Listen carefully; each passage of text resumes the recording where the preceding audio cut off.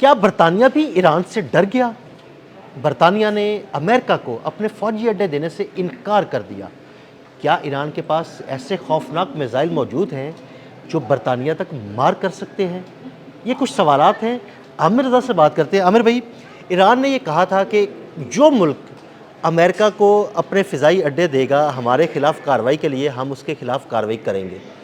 बरतानिया ने इनकार कर दिया। क्या ईरान के पास ऐसे मिसाइल मौजूद हैं कि वो अपने मिसाइलों से बरतानिया को निशाना बना सकता है? देखिए, आपकी इस बात का दो रुख हैं। पहले पहले मैं वो रुख बता दूं जिस पर आपने ज़्यादा ज़ोर दिया है कि क्या ईरान के पास ऐसे मिसाइल्स हैं कि वो बरतानिया पर हमला कर सकता है।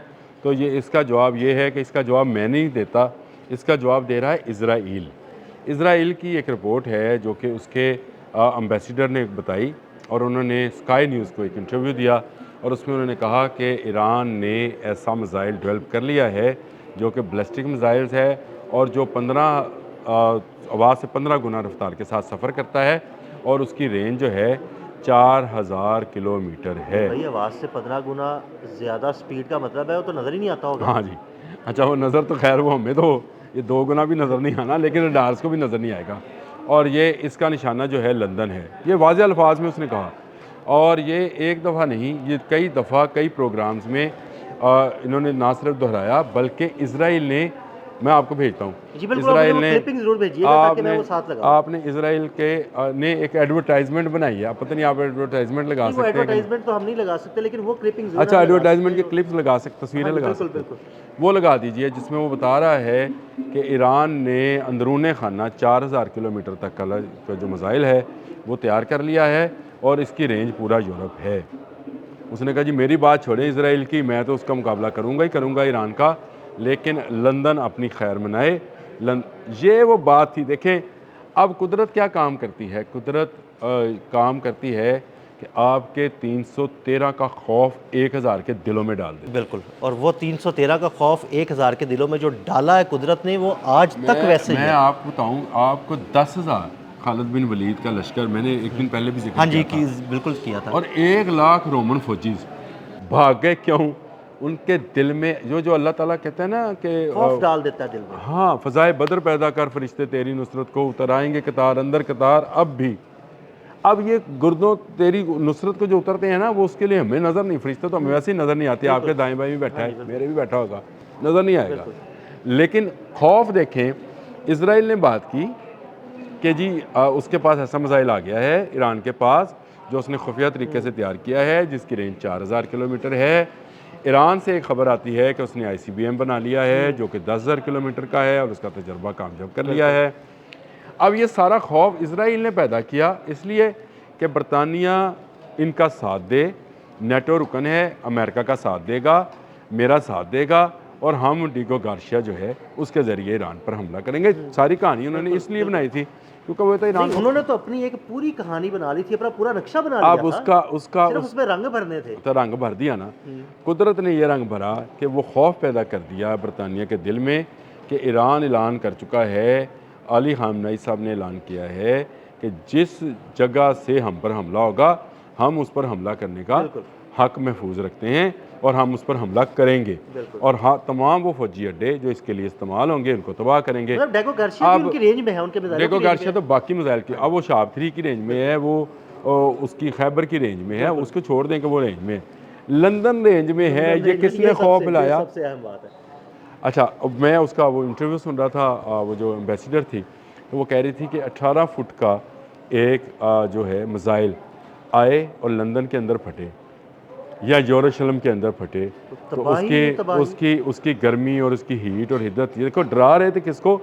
लंदन को, क्योंकि लंदन हमारे साथ डर के हमारे साथ मिले ताकि हम ईरान का ख़त्म करें। कुदरत ने लंदन के दिल में ये डर डाल दिया। लंदन डर गया। लंदन डर गया, डर गया। उसने अपना गार्शिया ना सिर्फ देने से इनकार किया, बल्कि उसके इर्द गिर्द जितने जज़ायर थे, जो छोटे छोटे जज़ायर है, उसके लिए मॉरिशस के साथ मासवाए अपनी उस एयर बेस के, क्योंकि वो तो एक खैर फौजी उनका वो है, 100 साल का मुआहदा कर लिया ताकि ना ढोला होसी ना रोला होसी, ना ये जज़ायर हमारे पास होंगे। ये 100 साल की लीज पे मॉरिशस को गए, अब ये अमेरिका कैसे क्लेम करेगा कि मुझे आप दे दो? उन्होंने अमेरिका की उस धमकी को भी नोटिस नहीं किया जो कल जो है ट्रुथ सोशल पे डोनाल्ड ट्रंप ने दी कि ये काम मत करो, हमें ये ईरान पर हमला करने के लिए चाहिए। यानी ईरान के हवाले से अमेरिका बरतानिया को धमकी दे रहा था। लेकिन इससे पहले अमेरिका को ये सोचना चाहिए कि इसराइल उसको डरा रहा था कि तेरे उसके पास 4000 किलोमीटर वाला मिसाइल है और वो लंदन के अंदर जाकर फटेगा, ना सिर्फ लंदन बल्कि यूरोप के बाकी ममालिक भी। हाँ जी। अब आपको समझ आई कि इस मामले में जब ये एक रुख है, दूसरा रुख बताता हूँ आपको। इस मामले में अमेरिका को नेटो कंट्रीज़ का क्यों जो है हमायत हासिल नहीं हो रही। देखें, तुर्की नहीं हमायत कर रहा ना, नहीं कर रहा, नेटो रुकन है। बिल्कुल ऐसे ही। अच्छा, फ्रांस नहीं कर नहीं, जर्मनी, नहीं कर रहा, बरतानिया भी भाग नहीं गया, कर रहा। वो भी नहीं करेगा। अब मुझे बताएं, अगर नेटो के ये ममालिक भी जो कि बड़े अहम ममालिक अहम हैं सारे ममालिक के हैं, कोई सारे, शक नहीं है, अहम वाहद इस्लामिक कंट्री है जो कि नेटो के अंदर है, वो नहीं कर रही हिमायत उसकी। बाकी ममालिक यूरोप के बेहतरीन मुल्क हैं और सुपर पावर्स में शुमार होते हैं। चलो सेमी सुपर पावर्स ही लगा लें, कमर्शियल तो सेमी कमर्शियल तो ज़हन में है। सेमी सुपर पावर्स ही लगा लें, 8वीं कुव्वतें तो हैं वो, ये एटमी कुव्वतें हैं, बड़ी ताकतें बड़ी हैं, ताकतें हैं। यूरोप की बड़ी ताकतें हैं। बड़ी ताकतें हैं, वो इसका साथ नहीं दे रहे। तो इसका मतलब ये है कि अमेरिका को ये जंग अकेले लड़नी है, और जंग अकेले लड़ने का मतलब ये है पैसा इसराइल का और अमेरिका का लगेगा। बिल्कुल दुरुस्त, और बिल्कुल जहाँ दुरुस्त जहाँ बात पे वो जो चीज़ इस्तेमाल करेगा उसका भी पैसा देना पड़ेगा।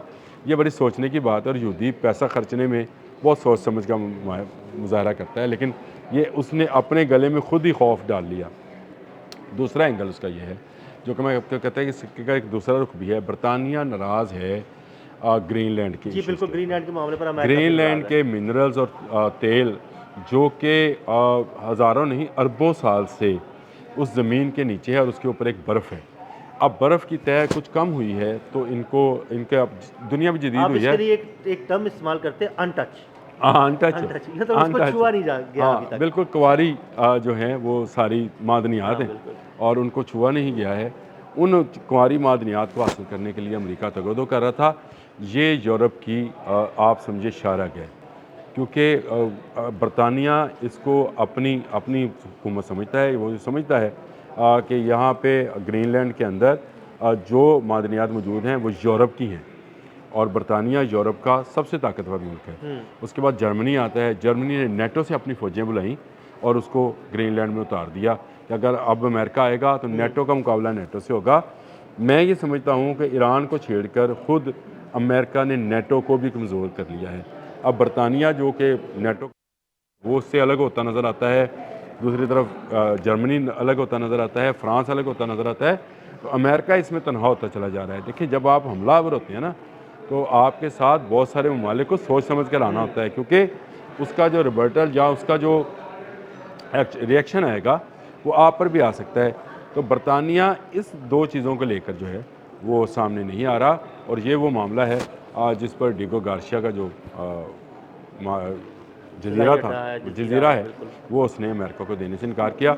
और मैं इसको अमेरिका की एक बड़ी शिकस्त, एक महाज पर एक बड़ी शिकस्त समझ रहा हूँ। बहुत शुक्रिया आमिर रज़ा जी। बिल्कुल, आमिर रज़ा ने बड़ी तफसील के साथ इस सारे मामले पर रोशनी डाली। अदील अहमद और आमिर रज़ा को इजाज़त दीजिएगा। अल्लाह हाफ़िज़।